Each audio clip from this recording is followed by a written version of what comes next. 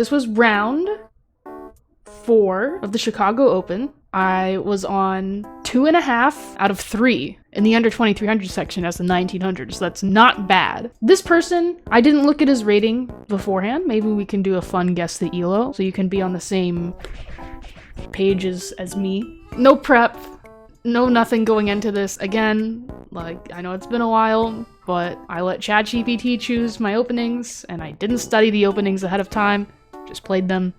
For black, I was supposed to be playing a modern. My opponent goes d4, and I go g6. I go g6 against e4 and d4, because that's the modern. He goes c4, and now I'm mad, right? Because I don't want to play a King's Indian, even though I did technically play the King's Indian for like 2 to 3 years, and I used to know a lot of theory, and I used to know a lot of ideas, and I used to be able to calculate. That is not the case right now. The theory has probably changed, and this guy, you could just tell by looking at him that he knew what the hell he was doing in the King's Indian, okay? You could just tell by his posture and just like, you know, how he was making the moves, that if I went into mainline King's Indian, I would get destroyed. So we have to improvise. So I keep going with bishop g7, and I'm like, just, you know? And he was here, and I really don't have a choice at this point.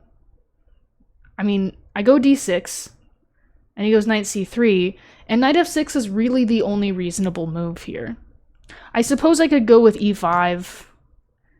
I don't really know how any of that works, but I kind of decided to just accept it, because I don't want to just get a dead lost position out of the opening. We saved that for the second half of the tournament. So knight f6, knight f3, Castley, h3. Someone page C.L. Smith. All I knew was h3 was not popular, at least at the level I was playing at, which is kind of the same as now. It was not popular back when I played the King's Indian. So I can't even draw, like, from my, 6-year-old memory. I wasn't 6 years old, it was 6 years ago. I can't draw from anything because I didn't really know anything about this h3 move. But what I do know is that it's considered, like, the best way to play. I think, or it's becoming that. I have no idea.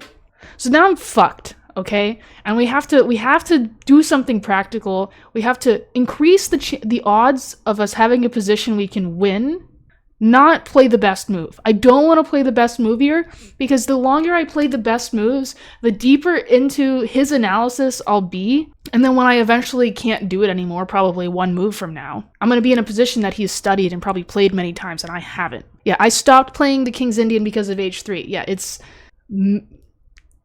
stop, you know? Yes, the sort of move you would lecture an amateur not to make, yet it's the top choice. Yes. So, okay, we have to metagame, because I don't want to play the main line. I don't want to do that. So I came up with a novelty here. Or maybe not a novelty, but it's not a real move. It's not real. Cheesy Gazebo wants h5. So, Mr. Gazebo, the point of h3 is to play g4, is what I would assume, just based on the flow of it. Like, h3 is saying, like, what are you going to do? Well, I'm going to play g4, and I'm going to kill you. And I'm scared. I'm scared. And if I play h5, you know what that does? It makes g4 stronger, because now there's a hook. And then I will die faster. Novelty. Yeah, so we don't want to go with h5. Now, if this is coming eventually, this was my 5-minute thought. I'm not trying to spend a lot of time. I don't want to, like, think for 20 minutes, play a bad move.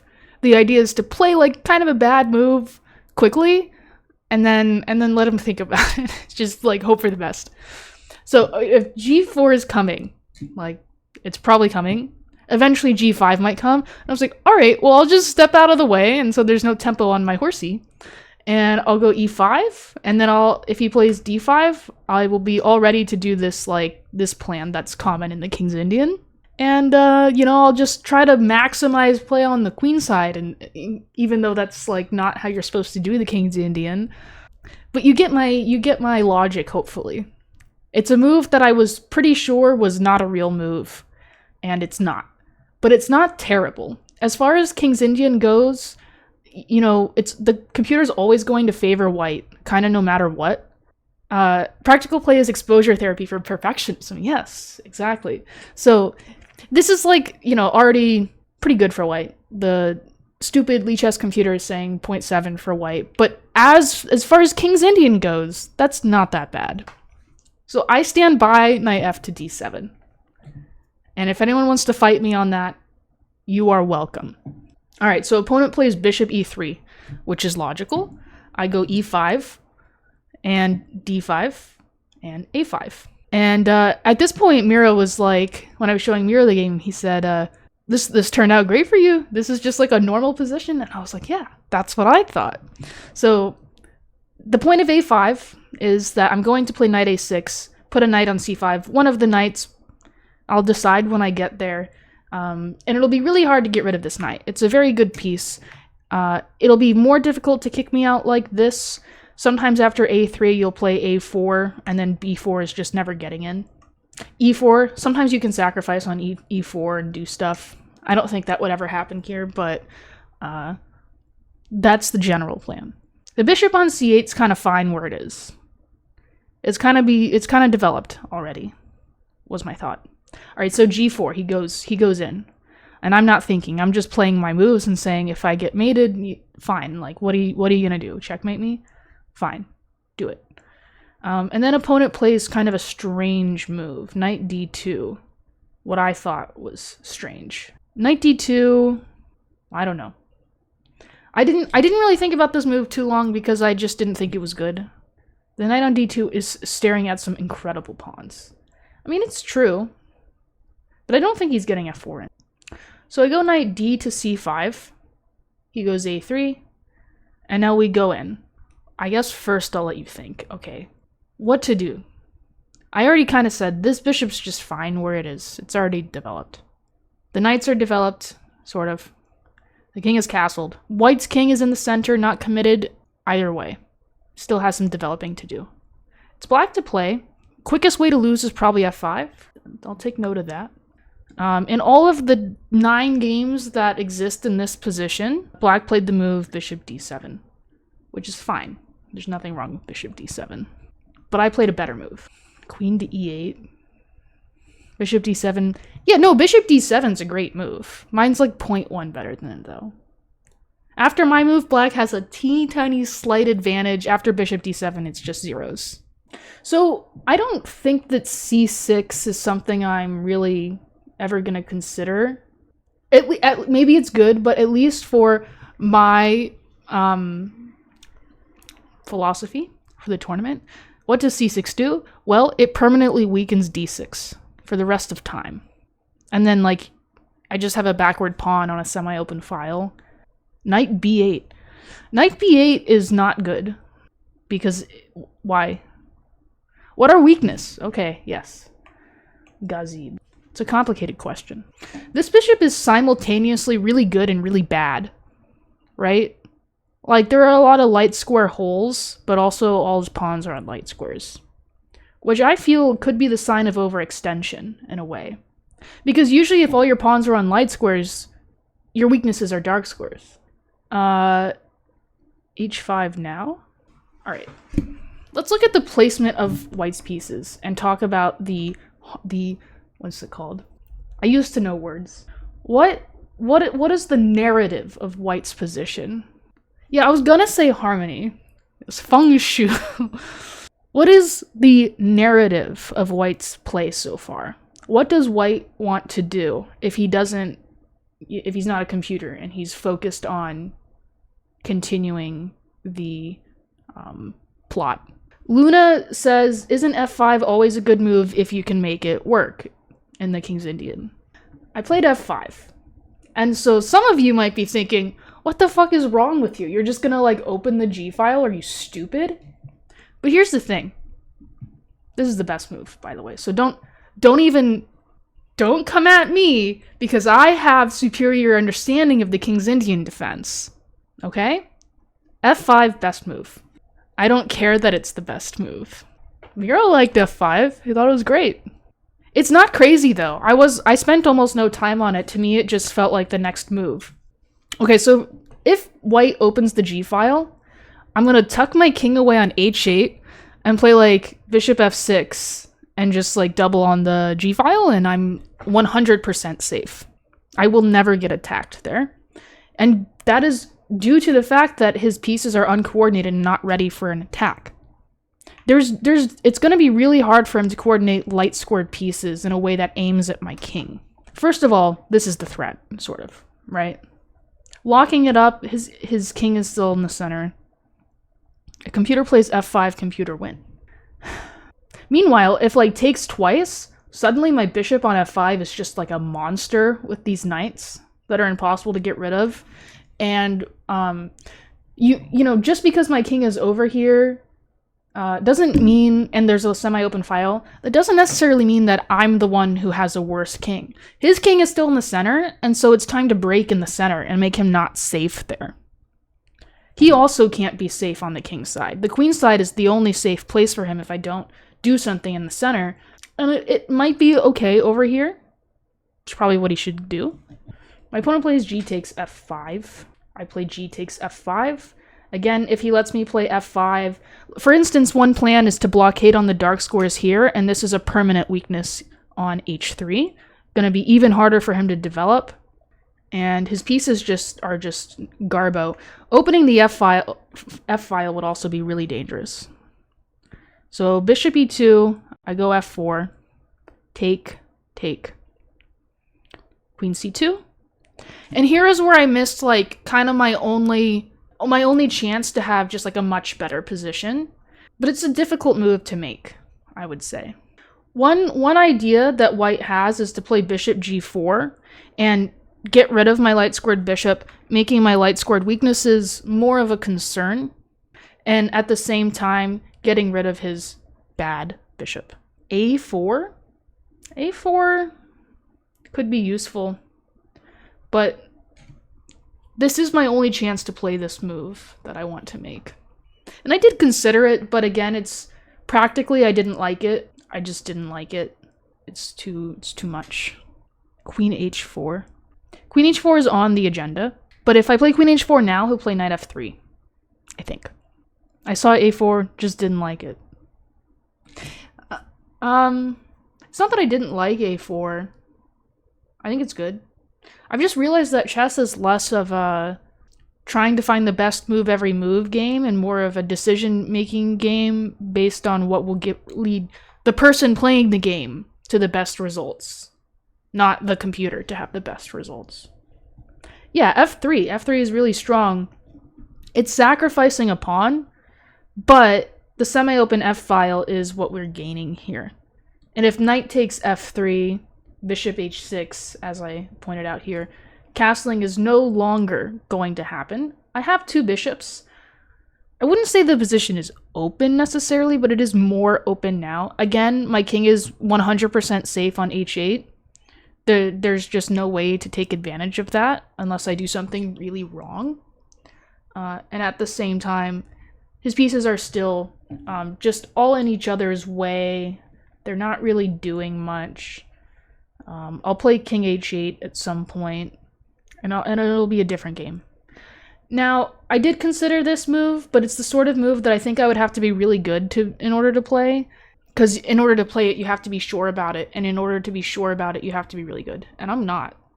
So I played the move that I knew would be good no matter what, which is king h8. It's just, and it's like still like 0.2 here for me. It could have been like +1, something like that. But practically, it gives, if I don't succeed and play really well, I will be down a pawn. I don't know. I don't know if it would have been worth it. So white goes bishop g4, as you do. I go bishop d7. And so the point of this move is, if he wants to spend time trading, fine, I'll take with the queen, I'll connect my rooks. If not, now I have the additional choice to save the bishop pair in some cases. I don't know if I will, but I am happy to have that extra choice. So castle's queenside, bishop f6. I selected this knight. So again, if I play queen h4, knight f3 kicks me away, and that's annoying. I go bishop f6 for two reasons. I like blockading on this dark square here, and also I would like to clear the way to double on the g file and just make sure that I'm not lying to you about not getting checkmated. Even better would just be like a4. In all honesty, I'm kind of disappointed I never threw this move in. I think it would have been good at many cases, just as the chat pointed out. It's kind of always a decent inclusion to make, and I don't think that there's going to be any scenario where this is overextended, because it's just really hard for him to kick out all the pieces that are defending it. So a4 would have been better, I think. Bishop f6, he goes knight b3, and this move did surprise me. So do we take here, or do we play like b6 and say, if you want to trade the knights, you take it? Or is knight b3, am I accomplishing anything by taking first? That's a problem move, not one you can make at the board. Yeah, I mean, yeah, like in a rapid game you might do it. Even then, it's like, it might be even worse because it's harder to be accurate there. More in a game where you care less about the results, I suppose. It'd be easier. Yeah, taking bishop h4, I agreed. I thought that the queen was very misplaced on b3, and that c2, he'll have to go back to c2 anyways. So I may as well play bishop h4 with tempo, force him to go back to c2, and now it's my turn again to do something productive. Rather than play like b6, for example, it's an unnecessary pawn move, but I mean, it takes away any possibility of c6. Maybe not, but not that I want to play it. But now I don't get to, even if I want to. So this is more of just a timing thing. I no longer have any sort of advantage. So queen c2, and then again, I'm just trying to play decent moves quickly. So I just put a rook on the only open file on the board, because that's what you do.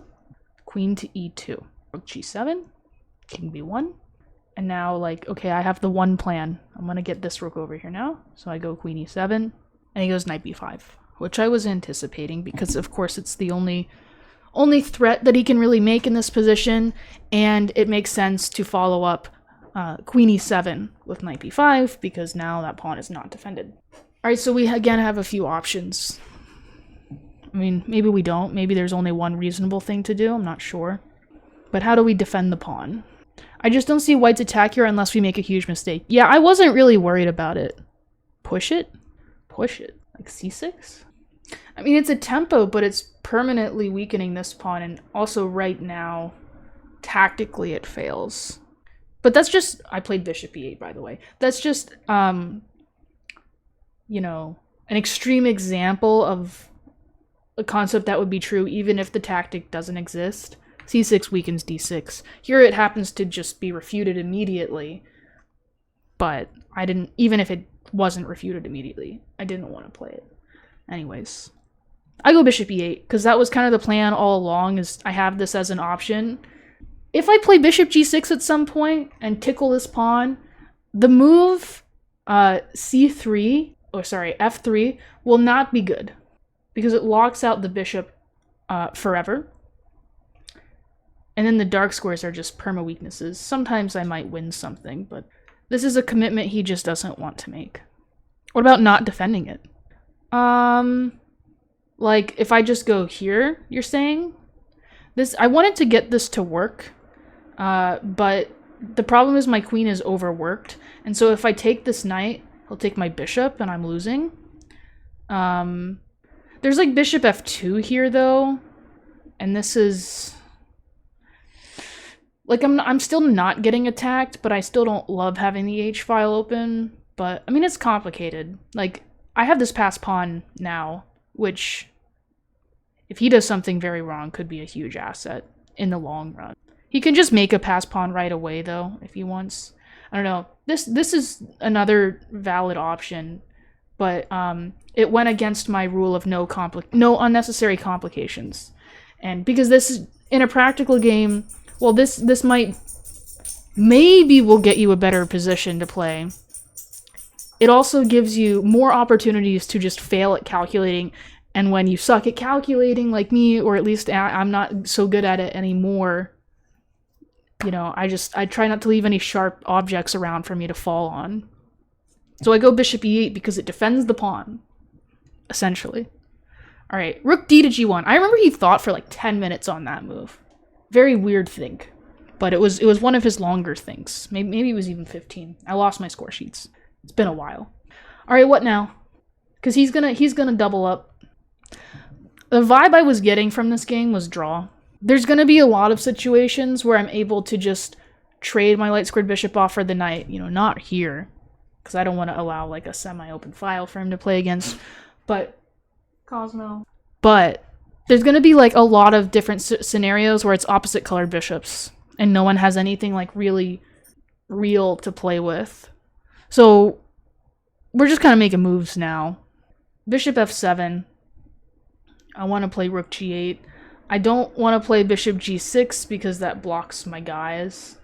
I'm also looking at this square so that I don't know, man. Maybe something bad will happen to me if I don't. But just I don't know. Every move that's reasonable is equal here. This is fine. This is fine. It says c6 is also fine. Sure. Rook a6. What? All right. Bishop f7. Bishop f3. Rook g8. Rook g4. Why should my guys be headed to the queen side? Why is that something that seems obvious to you and factual? That's interesting.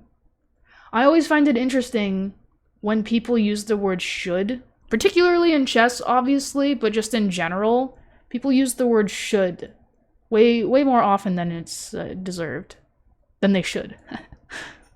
Anyways, why should I be heading to the queen side? I'm not reading the chat in time. Okay, but if we go back, the sentiment is still true. Why, in any of these scenarios, should I head to the king side? I've just realized that, what am I gonna attack as king? I'm gonna make permanent weaknesses on the queen side for no reason? This is a position that calls for both sides to be solid, I think, and play the moves that are called for. Yeah, so I would like to play h5 here, but after rook g7, I guess rook takes g7, bishop h5, I don't know. This doesn't look good. I just feel like I've let him in. Maybe I'll go rook f1, queen f3. The queen just feels so overworked here. I just feel like tactics could be afoot. I don't know. I feel my pieces are just clumsy. There are so many loose pieces. Queen needs some self-care. Yes, tactics afoot, and whatever you said at hand. Defenses are at hand. There's that too. There's all sorts of weird tactics. All right, so I would love to play h5 in conclusion, but practically there's no reason for it because it's a complication and it's unnecessary.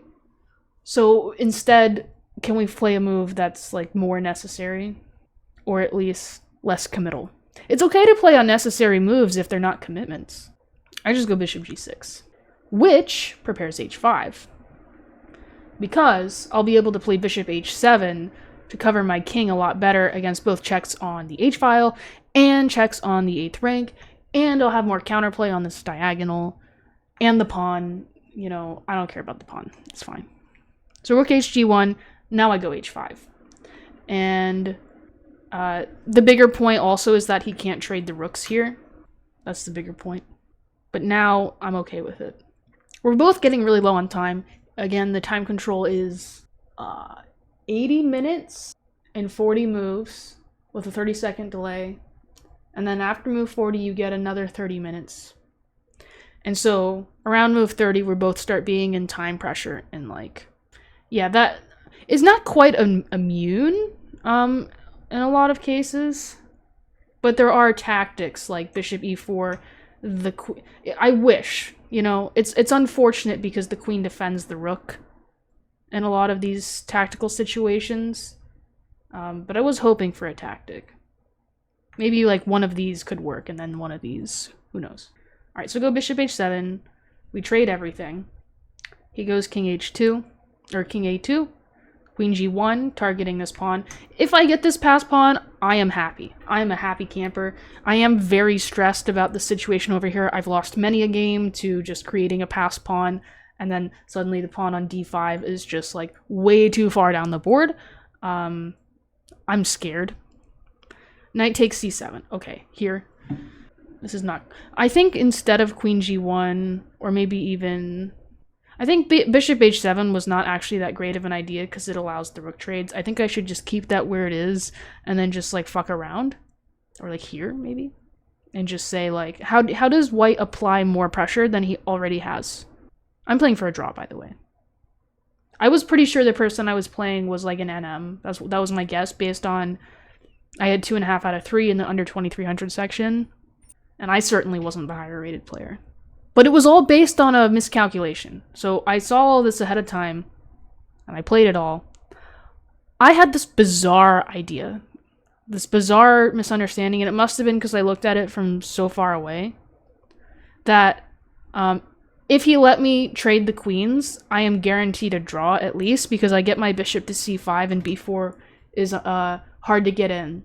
And I don't know, like, this is another of those really strange situations where I make like a horrible mistake, but for some reason my opponent makes the same, like, comes to the same wrong conclusion.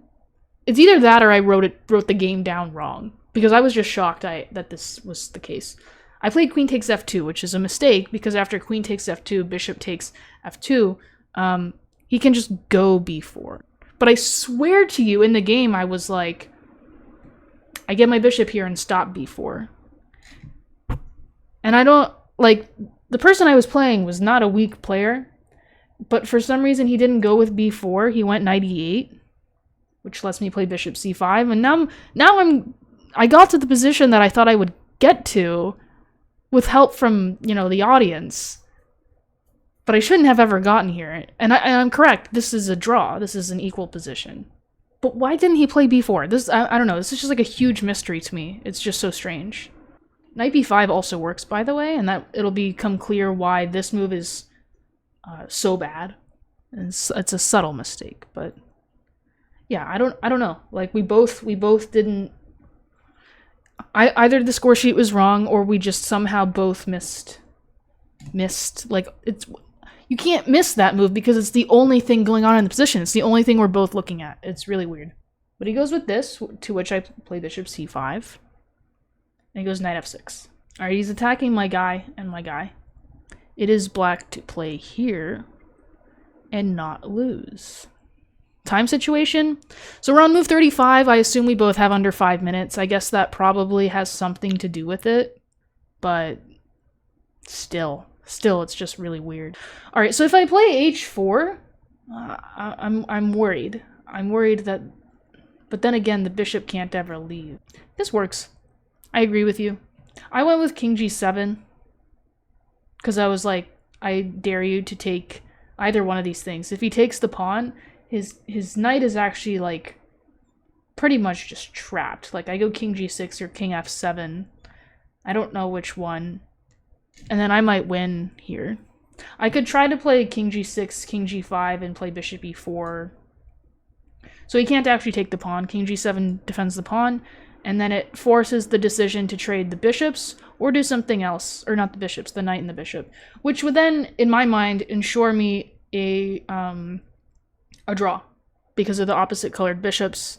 And I have also a nice trick here. So if bishop h4, king h6, I get here. And, okay, like even if he goes here, I'm starting to get in this way. He doesn't have time to play this move and keep me out. Because I attack his bishop with a tempo, force him to move away, get into g5, and then again, like, I don't know. Who knows what'll happen? Maybe I'll win. Probably not. But it's possible. So we both agreed he couldn't take this pawn, and he couldn't take the bishop and take the pawn. So he goes here, threatening to make a pass pawn, to which I say, please don't. So I go bishop d4, b4, take. Okay, now... we still have to be really careful here. I have 2 more moves to make before move 40, and it's certainly not an easy position, because the plan is to go. c5, c6. This is hard to stop in any way. So it's hard for the bishops to get to stopping squares if his pawn gets to c6. So using that logic, I gotta use the king. So here's the other thing. Bishop d4 had like a secondary point. We all know that when a knight and a bishop are 2 squares away from each other, one is dominating the other most cases, if one piece is on the edge of the board, that piece is often trapped. And here I was using that to my advantage, and I said, I'm going to go over here and just hassle the knight, because he's not escaping either way here because of the king, and if he goes this way, there's no final escape. So he has to be careful about not getting his knight trapped as well. So king f7, multi-purpose move. He goes c5. I go king e7. He goes c6. And I did want to win here. Like, I was still delusional. That was my whole thing during the tournament, is like, every position I have, I just think I'm winning. And it yielded quite good results, but I feel like it could be risky as well. So is there any way I can play for a win here? Because, like, if I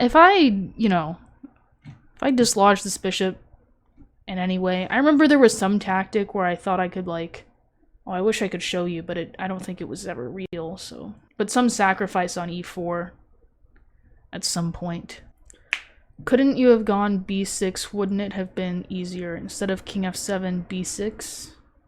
Yeah, but I'm still trying to win. That's the thing. Like, I think my move gives more winning chance. I know that I also said I'm playing for a draw. Two things can be true.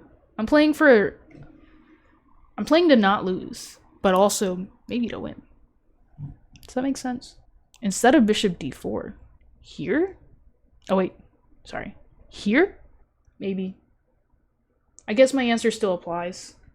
I want to trap the knight. Takes c6, takes c6, d5, takes e4. Alright. Yes, I would love... That's the idea that I couldn't remember. I would love to make this work. This is like the dream here. But after I play e4... Oh wait, he doesn't have to do this. That's the thing. He has a move here that was infuriating. He has an infuriating move here that I almost went for this. I am winning if he lets me do this, because the pawns are too much. He can't push this pawn because I take and him in the square, and then I'm in the square either way. So he can't do this. However, knight f6 just fucks everything. It just fucks everything. It's less about the bishop, more about the pawn, and then this is defended too. So if you play d takes e4, I can take with the knight now. And if you do like this move, he takes here with check. He takes here with check, and everything's fucked. So I couldn't do that. But that is, I was trying to win. Yeah, it's still a draw. But I couldn't. Do you have any idea how hard it is to know that when we're on move 40? This is my 40th move here.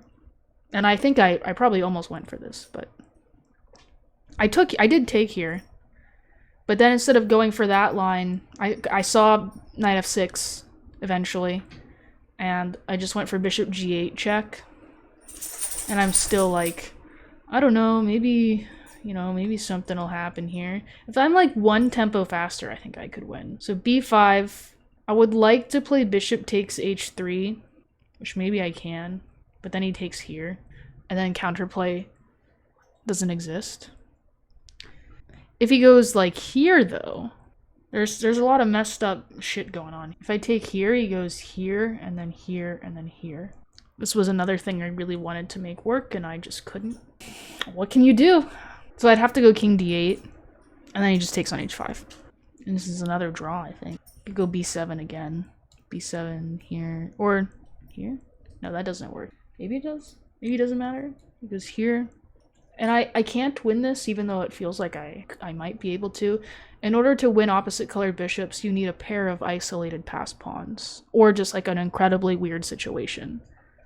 Yeah, this isn't losing. I think I just was tired, and I was the last game going, and all the vlog boys were swarming around, wanting me to finish. So I think I just was like, I offered a draw. Maybe we took and offered a draw. I don't remember. The result was a draw. What was the elo of the person I played? 2044. I thought I was playing an NM, honestly, but maybe the NM would have won. 2140. So congrats on that game. Thank you, Stephen Willie. We had a teensy oopsie here. Somehow both players missed b4, which will never not be just a mystery to me. I don't know. Like I don't know what's a bigger mystery, this or everyone missing the fork in the second game. I don't know. It's really, I don't know what to tell you. Unfortunately, that's all the time I have today. I gotta go to work. But, 3 games to go. The next game I played against someone from my home state, an NM from my home state that I have like 100 games in. I've known him since he was like 5, and he used to call me his rival. And this was back when I used to beat him. Now he's an NM.